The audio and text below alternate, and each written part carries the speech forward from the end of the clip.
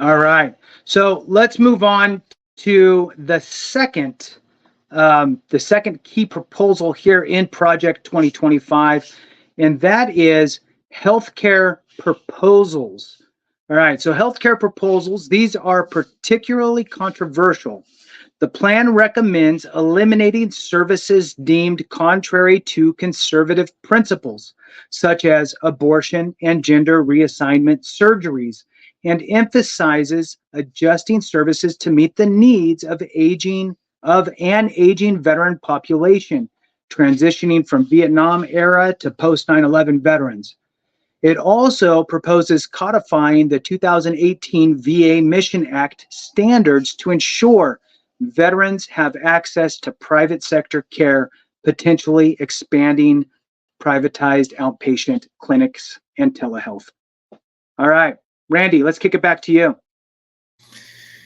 Well, I'm going to just barely dip my toe in this, and I have a question here. I don't necessarily have an answer, but is the VA experiencing a very large influx of Vietnam era and post 9/11 era veterans seeking abortions?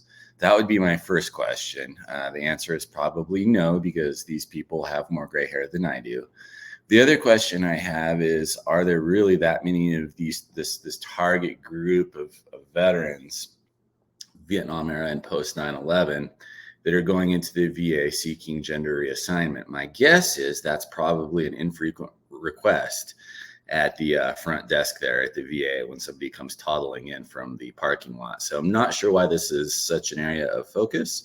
Maybe it's just the political beliefs of the sponsors here, but it seems like if that's one of the four component areas, we may be missing the mark a little bit, because I can think of a lot of other problems with the VA that don't have a nexus with Vietnam era people getting a gender transition. But that's just me. I'll stop.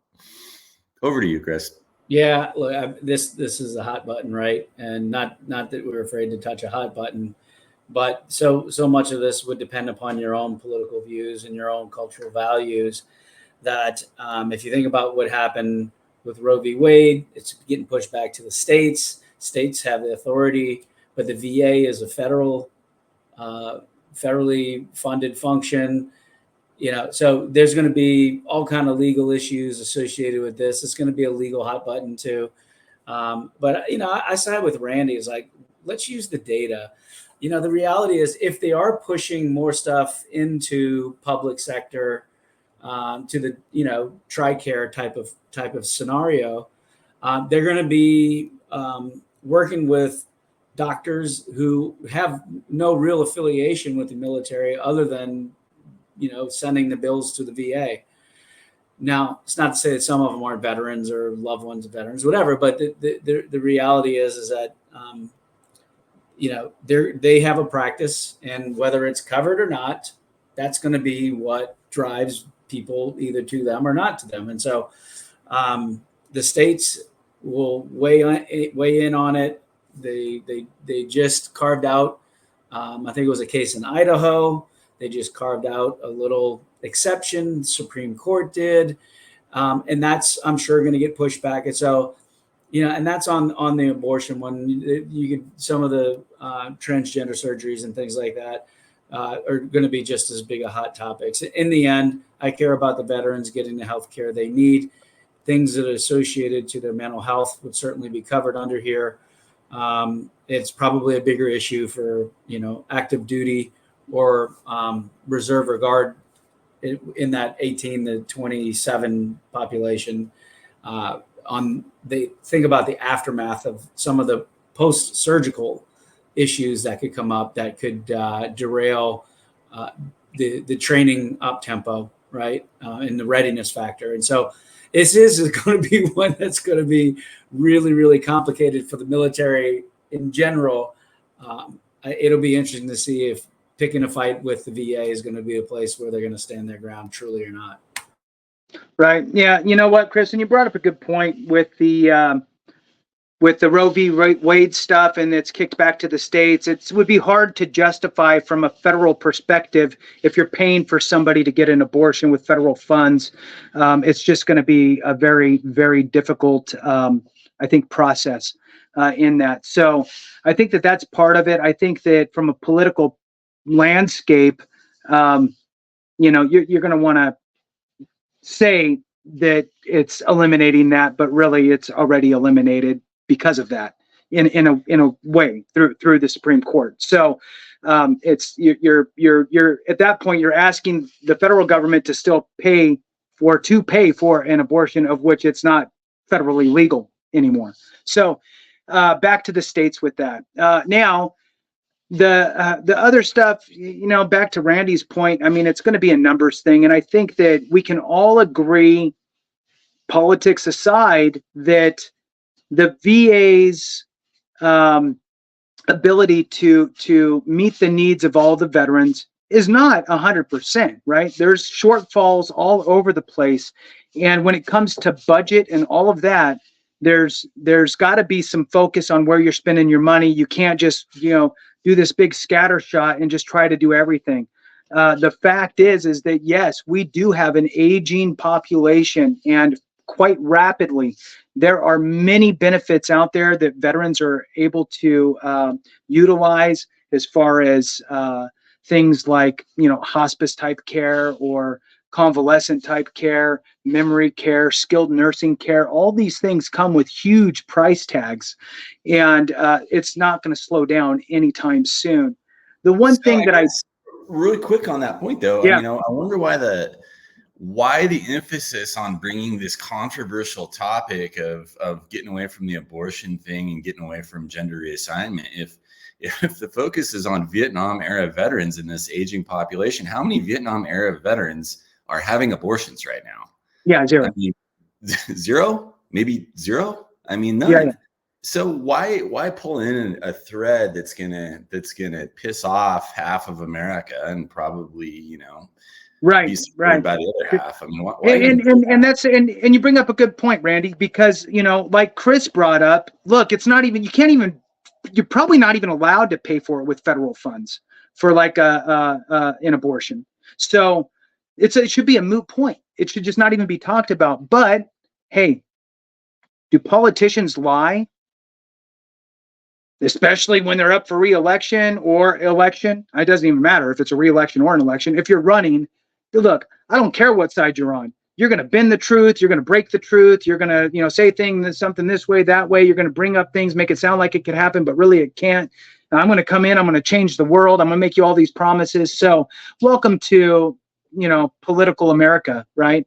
That's why it's in here, because people are going to use it as talking points, and nobody's going to look any further than, wow, they're taking away that from veterans.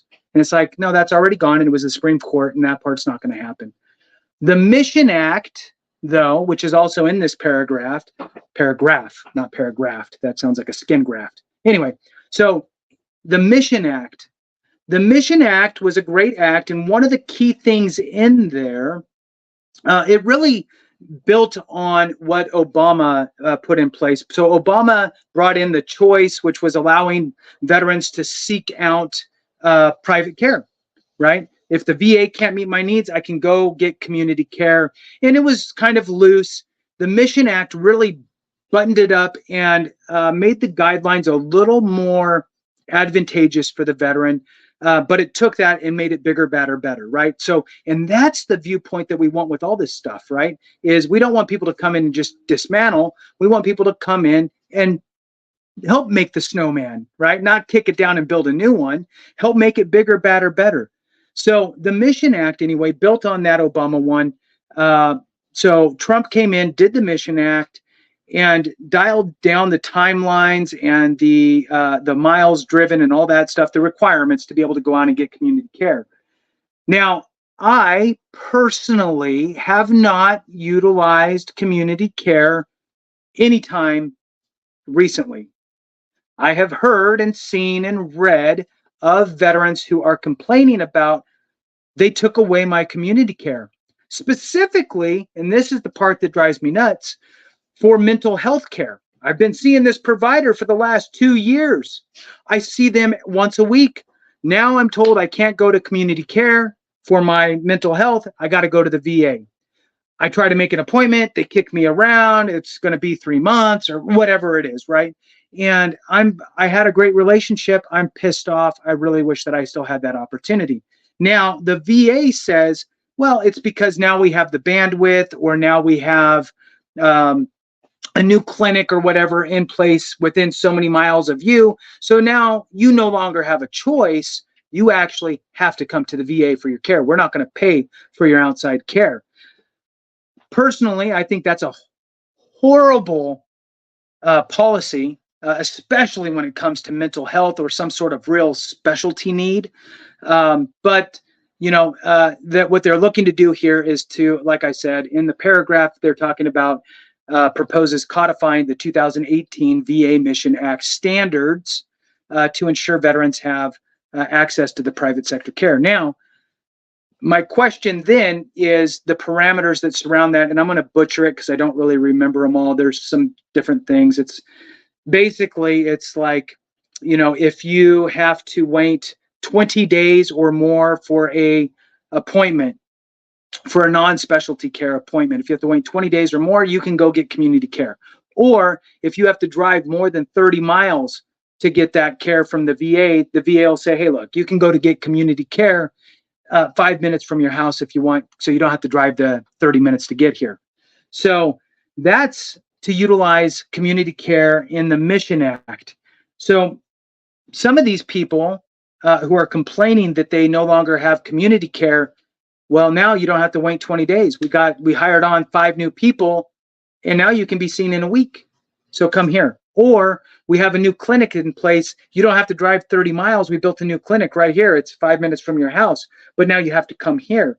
So I don't know what exactly that would look like by codifying it. I would hope that there would be some sort of maybe additions to it with as far as the ability to go in or out. Again, they're throwing in there the potentially expanding privatized outpatient clinics and telehealth because of the ability to go seek community care. But again, I just told you, through the Mission Act, in order to go get community care, VA has to be 20 days or more out for general type of stuff, or the VA has to be 30 miles away from you. There's not a VA on every corner in every town. I'm sorry. So this allows the veteran to be able to go seek care faster or closer to home.